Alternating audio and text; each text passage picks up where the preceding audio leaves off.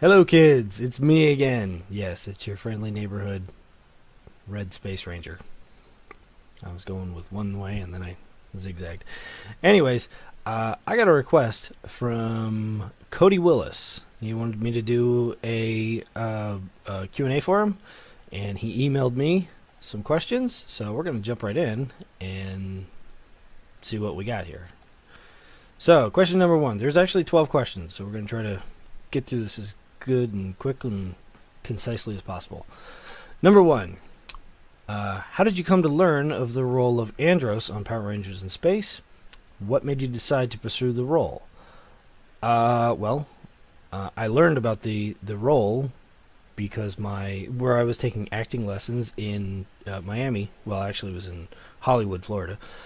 They actually were having the auditions there, so that's how I learned. They called up my manager and they're like, yeah, they're doing Power Rangers over here. You should come over. And my manager told me, and I was like, okay, yeah. That was really it. There you go. Question number 2. I asked this to all of the cast from Power Rangers that I interview. Were you aware of the success of the franchise, or was it news to you how globally successful it was? No, I was quite aware of how big Power Rangers was before I got into it. I'm not that young. I was there before it started. Yeah, I knew exactly how big Power Rangers was before. Number 3. Can you tell me about the feeling, the atmosphere of your first day on set? Well, if I was going to sum it up in a word, it would probably be awkward. Mainly because, when I first showed up on set, the producers pulled me aside and they said, your character, he's not supposed to really get along with the other characters on the show. So don't have anything to do with the other actors. Just kind of, they do themselves and you do you over there. So that did make things a little weird. On top of the fact that, they all knew each other already. They'd already been working with each other for like a year before that. So I was very much the odd man out when I first showed up.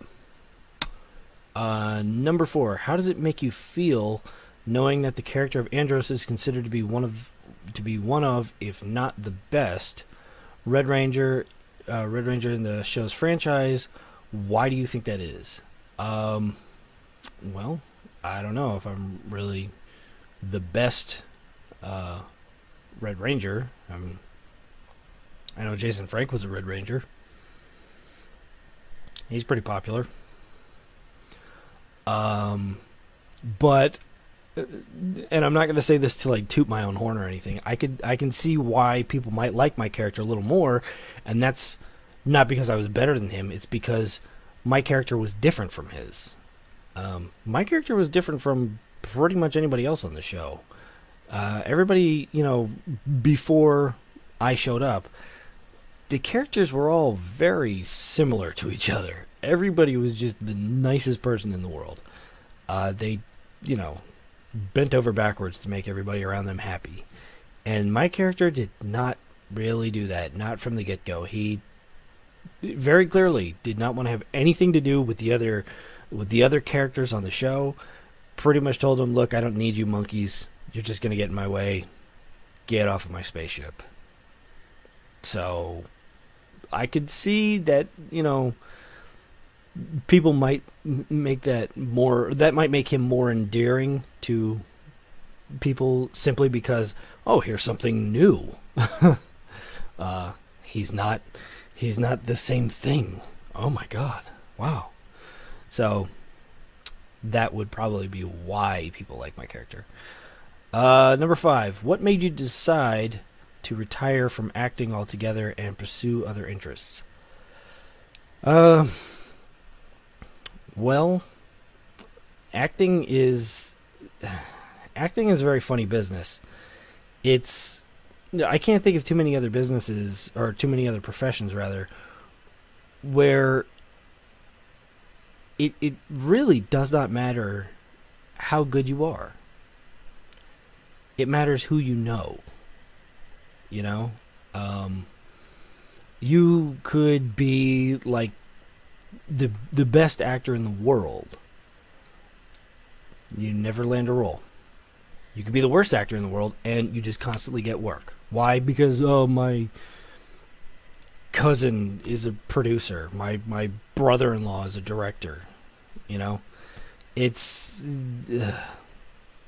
people. It's a lot of playing favorites in acting. And that, to me, that's not cool. That's not cool at all. I mean, if you put in the work, you should get the rewards for it. And with acting, that's just not the case, you know? So that's why I'm not a big fan of the profession.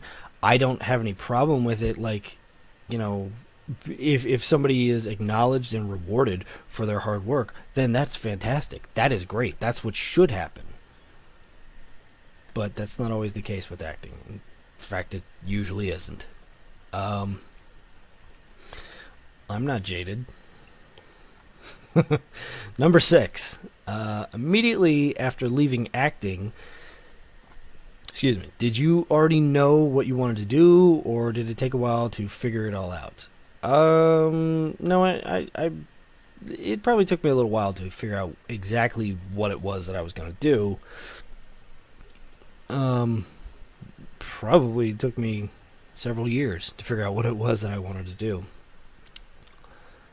But, well, actually, I can read that kind of ties into number 7. So we're going to jump to number 7, okay?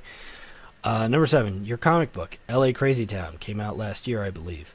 Could you tell people who watch this interview what is it about? Well, 6 and 7, these questions, they kind of tie in together because I've always wanted to write. I love writing. I've been writing since I was like 12 or so. So, you know, now that I'm a million years old, I've been doing it for quite a while. So the desire to write was always there. It just wasn't always for comic books. You know, I've been writing ever since I was young. Just a wee young lad. And I've always enjoyed that. Can I tell people who watch this interview what is it about? L.A. Crazy Town. What is L.A. Crazy Town? L.A. Crazy Town about? Well, to sum it up, best way possible, at least the best way that me and my Danny, my co-writer, co-owner of West Coast Comics, what we typically try to say is that it's along the lines of, to have a proper comparison, the Avengers. With the Avengers storyline, or, well, just with the Avengers period, you have a group of people together that have very different backgrounds. Some of them have superpowers, some of them don't. Some of them are regular people, but, you know, Hawkeye, he's a regular person, but he has, like, crazy skill with the bow. Cap, he has no superpowers. The super soldier serum, that doesn't give him super strength. It gives him peak level strength, agility, endurance, stamina, all of this stuff, but it's still within what is human. Tony Stark, the Iron Man suit does everything for him. He has no superpowers. He's got like an insanely high IQ, but that's not because he has like super intelligence. He's just a really crazy smart guy. These people all come together and they all fight together as a team, even though, you know, you got these 3 guys, you know, from the movies. You got these 3 guys who have no superpowers, and then let's throw in the Hulk and Thor. Do they have superpowers? Oh yeah, they do. Yeah. So, what we're going for with LA Crazy Town is something like that, where we have a group together. Some of them have superpowers, some of them don't, but they all get along and they all enjoy working together. And Danny and I got really tired of every goddamn comic book being set in New York. So we're like, you know what? No, fuck that. We're from LA. We're doing our comic based on LA. So that's why it's LA Crazy Town. And we also kind of like the idea that, you know, our heroes, quote unquote, are very bloody and gory, and they will just murder the shit out of the bad guys, because we like the idea that the good guys are scarier than the bad guys. To me, it's just funny. I like that. So that's kind of where we're at. It's, you know, it's an ensemble cast that works together, and they appreciate each other for what they are and what they can do and what they bring to the table. But do they have similar backgrounds? No, not really. They're from all over the place. So let's see what else we got. Number 8, I believe. What was your process for writing the comic? How long did it take to complete? Well, we haven't completed it yet because it is a comic. So we're hoping that it won't ever be completed. We're hoping that we can just keep this thing going forever and ever and ever. What's our process for writing it, though? Me personally, I get very meticulous when I'm trying to describe something. I mean, to the point where I could try to, like, just tell you so-and-so walks into the room, and this takes me like 3 pages because I'm describing what's going on in the room, every goddamn little detail. For a novel, that's fine. Novels are like 600 pages. For a comic book, not so much, because they're typically around 20. So you gotta kind of cut shit short.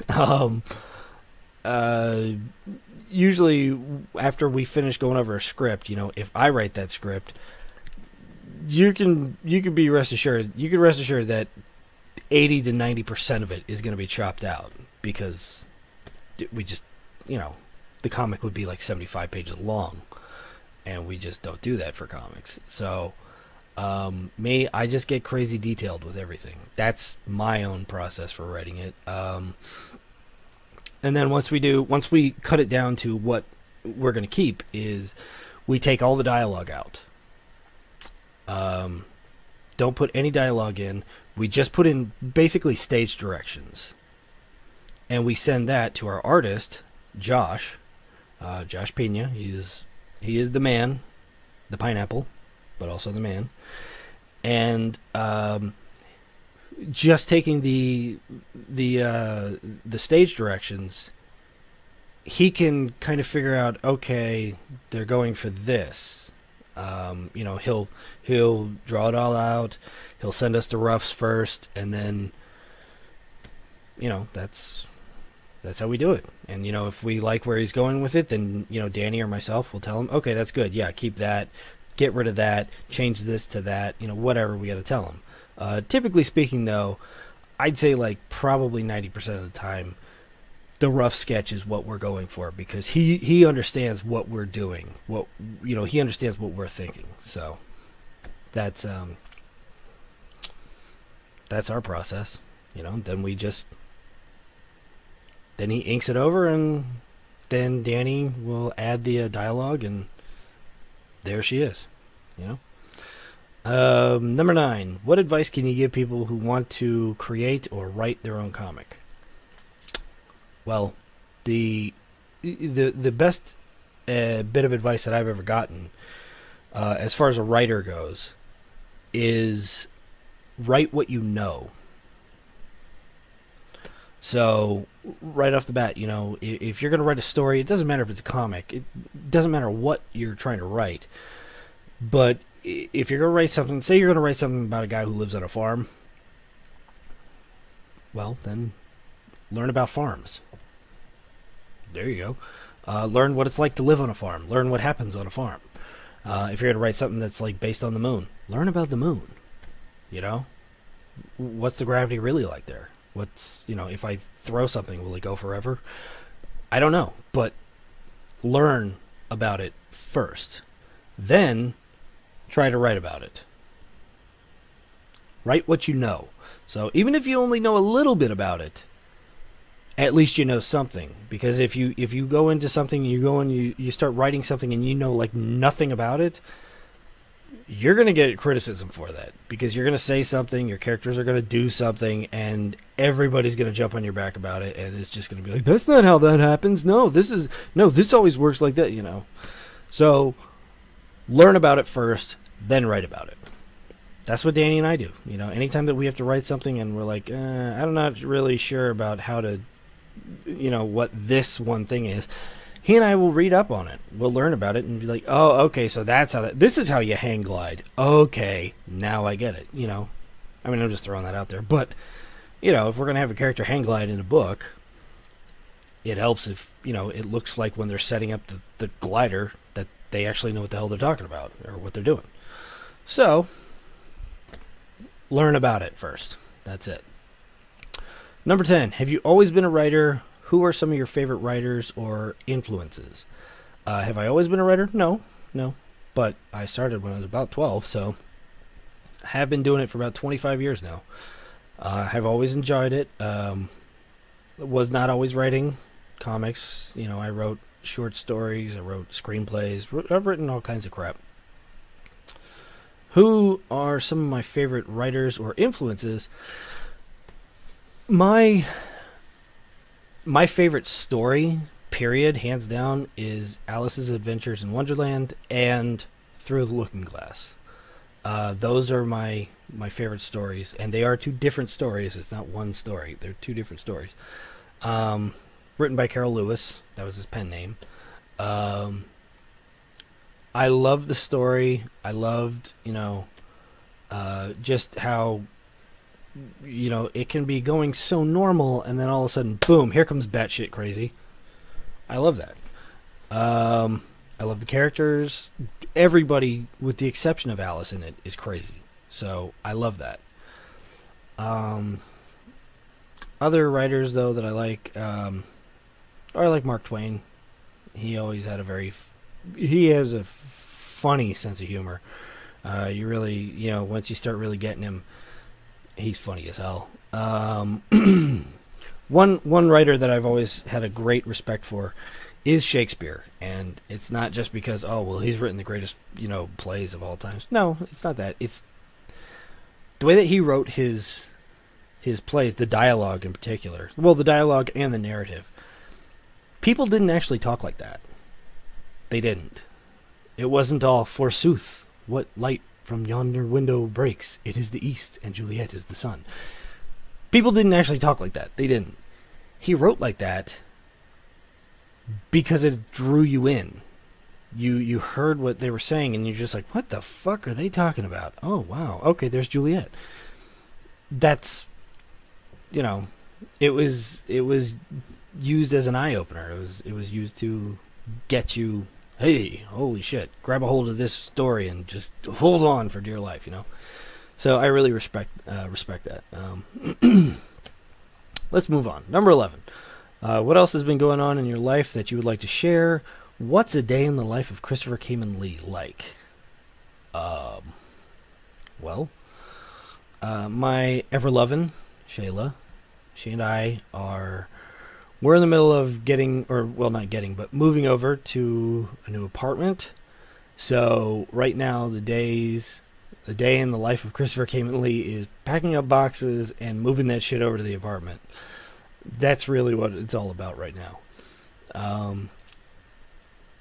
Beyond that, there's a lot of trying to get work for conventions. Well, trying to get signed on to conventions and things like that.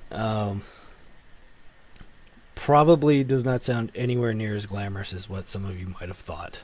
But that's really what's going on. Number 12. Anything you want to say to your fans or want them to know? Yes, there is, actually. I want you all to read my damn comic. You can find it at www.westcoastcomics.net. Everything that we've written down so far is on the website. Go check me out on my Facebook pages. I've got 3 of them. One for West Coast Comics, West Coast Comics Official. My own personal page, which is just Christopher Khayman Lee, right? just whatever. But then the big one is the fan page. Shayla's right there, by the way. The big one is the fan page. Go on over to the fan page. Like it if you haven't already. Tell me how wonderful it is. Please do. I love hearing things like that. And I got Twitter. I got a YouTube page. I got a live streaming page. I got Instagram. Just find these things. Twitter, both Twitter and my live streaming, my Twitch account, they're both WCCLACT, which, for those of you who don't know and may want to, that stands for West Coast Comics, which is my company, me and Danny. That's our company, West Coast Comics. LACT is LA Crazy Town. That's our comic. So that's our Twitch. That's our Twitter. And Instagram is just Christopher Khayman Lee, one word. That's very easy to find. And my YouTube page, go check that out. It's just under Chris Lee. Because I didn't want to put down Christopher Lee, because there's kind of already an actor named that. Yeah. He was Dracula for a long time. He doesn't like talking about that, though. Anywho, that's it. That's all the questions that Cody Willis sent over to me. Cody, I'm going to hand it to you. You did ask me at least a couple of things that I don't usually get asked. Specifically, what's a day in the life of Christopher Khayman Lee like? Really don't get asked that very often. Yeah,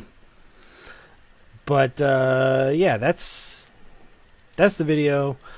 Hope you guys enjoyed it. Go check out my YouTube page, because I'll probably put up another one sometime very, very soon.